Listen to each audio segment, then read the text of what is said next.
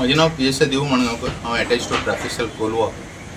आयज पर्यंत हांवें ह्या 10 म्हयन्यां खातीर हांवें 35 केसीस सायलन्सराच्यो केलेल्यो आसा।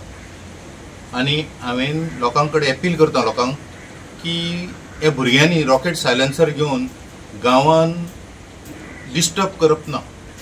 आनी ह्या सायलन्सरा खातीर सुप्रीम कोर्टान हायकोर्टान तेजेर एक्शन घे म्हणून आमकां डायरेक्शन दिल्लें आहा डिपार्टमेंटाक।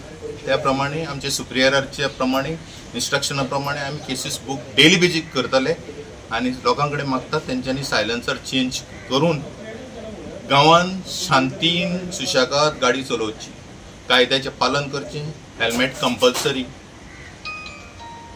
डिसेंबर म्हयनो लागीं पावत येयलेलो आसा, न्यू इयर लागीं पावत येयला। मागता सगळ्यां कडेन सेफ्टी खातीर हेल्मेट यूज करचें, हेल्मेट घालचें आनी दुसऱ्यांचो जीव सांबाळपाचो, आपलोय सांबाळपाचो आनी दुसऱ्यांचो जीव धोक्यान घालचो न्ही। सायलन्सर कशें कितें? सायलन्सराक 10,000 फायन आसा।